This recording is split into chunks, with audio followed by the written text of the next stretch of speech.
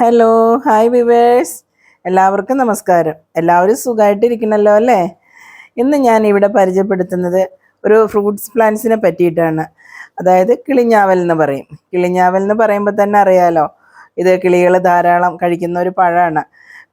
അതുകൊണ്ട് തന്നെ അതിന് കിളിഞ്ഞാവൽ എന്നുള്ള പേര് വന്നിരിക്കുന്നത്. അപ്പോൾ കിളിഞ്ഞാവൽ നമ്മുടെ വീട്ടിലൊന്ന് വളർത്തി കഴിഞ്ഞിട്ടുണ്ടെന്നുണ്ടെങ്കിൽ നമ്മുടെ ധാരാളം പറമ്പിലൊക്കെ കിളികൾ വരുന്നതായിട്ട് കാണാൻ പറ്റും. നല്ല ഭംഗിയുള്ള പ്ലാന്റ്സ് ആണ്. അത് കൂടാതെ അത് ഒരു ഓർണമെൻ്റൽ പ്ലാന്റ്സ് ആയിട്ട് നമുക്ക് വളർത്താൻ പറ്റും. ഇതിൻ്റെ കായ്കളാണ് ഇതിൻ്റെ ഭംഗി തരുന്നത്. ഇപ്പോൾ ഇതിൻ്റെ 2 ടൈപ്പുള്ള പ്ലാന്റ്സുകൾ ഇപ്പം നഴ്സറികളിലൊക്കെ അവൈലബിൾ ആണ്. ഒന്ന് വെരിക്കേറ്റഡ് ആയിട്ടുള്ളതും മറ്റേത് സാധാ പ്ലാന്റ്സും. രണ്ടിൻ്റെയും കായകൾ സെയിം തന്നെയാണ്. ഇത് കണ്ടോ, ഈ കായ കണ്ടോ, ഒരു ആദ്യം കാണുമ്പോൾ നമുക്കൊരു ലൈറ്റ് പിങ്ക് കളറിലായിരിക്കും, പിന്നീട് അതൊരു റെഡ് കളറിലേക്ക് പോവും. അത് പഴുക്കുന്ന സമയത്ത് നമുക്കൊരു പർപ്പിൾ കളറായിട്ട് കാണാൻ പറ്റും.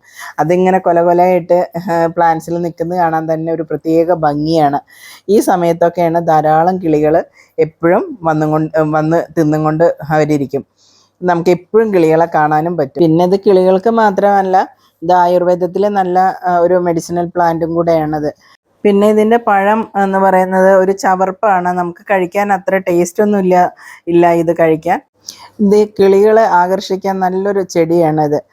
നമുക്ക് കിളികളെ എപ്പോഴും കണ്ടുകൊണ്ടിരിക്കാം. അവരുടെ കലപില ശബ്ദം നമുക്ക് കേട്ടുകൊണ്ടിരിക്കാം. നല്ല രസമാണ്. പിന്നെ കാണാനും നല്ലൊരു പ്ലാന്റ്സ് ആണ്. അടിപൊളി പ്ലാന്റ്സ് ആണ്. കായൊക്കെ ഉണ്ടായി കൊലകൊലകളായിട്ട് നിൽക്കുന്നത് കാണാനും നല്ലൊരു ചെടി തന്നെയാണ് ഇത്. ഞാനിതൊരു 10 ഇഞ്ചിൻ്റെ പോട്ടിലാണ്, ചെടിച്ചട്ടിയിലാണ് ഞാൻ നട്ടിരിക്കുന്നത്. കണ്ടോ, എന്നിട്ട് തന്നെ എന്തോരം ബുഷിയായിട്ടാണ് നിൽക്കുന്നത്. നല്ല കായകളും ഉണ്ടായി നിൽക്കുന്നുണ്ട്. കണ്ടില്ലേ, എന്തോരം കായകൾ അതിനകത്ത് ഉണ്ടായി നിൽക്കുന്നത്. കിളികൾ എത്രയാണ് ഇതിനകത്ത് വന്നു പോകുന്നതെന്നറിയോ? ഒരു ദിവസം നിറയെ കിളികൾ ഇത് തിന്നാൻ വരുന്നത് കാണാൻ തന്നെ നല്ല ഭംഗിയാണ്. പിന്നെ ഇതിൻ്റെ കെയറിങ് എന്ന് പറഞ്ഞാൽ സാധാരണ പ്ലാന്റ്സുകളെ പോലെ അത്ര കെയർ ചെയ്യേണ്ട ആവശ്യമൊന്നുമില്ല. നമ്മൾ ഇതിൻ്റെ പോട്ടിംഗ് മിക്സിൽ, ആദ്യത്തെ പോട്ടിംഗ് മിക്സിൽ തന്നെ നമുക്ക് ഇത് വളർത്തിയെടുക്കാവുന്നതാണ്. പിന്നെ വർഷത്തിൽ 1-2 പ്രാവശ്യം മാത്രം വളം ചെയ്ത് കൊടുത്താൽ മതി. പോട്ടിംഗ് മിക്സ് എന്ന് പറയുന്നത് ഞാൻ എൻ്റെ കഴിഞ്ഞ വീഡിയോയിൽ പറഞ്ഞിട്ടുണ്ട് എന്തൊക്കെയാണ് പോട്ടിംഗ് മിക്സ്. ആ പോട്ടിംഗ് മിക്സ് കൊടുത്താൽ മതി.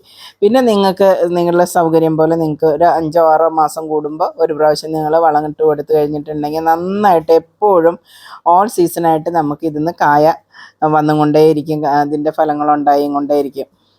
അപ്പോൾ ഇതൊക്കെയാണ് എൻ്റെ കിളിഞ്ഞാവലിനെ കുറിച്ചിട്ട് എനിക്ക് പറയാനുള്ളത്.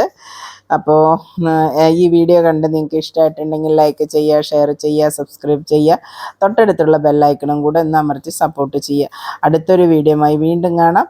അതുവരേക്കും എല്ലാവർക്കും നന്ദി, നമസ്കാരം, താങ്ക് യു. പിന്നെ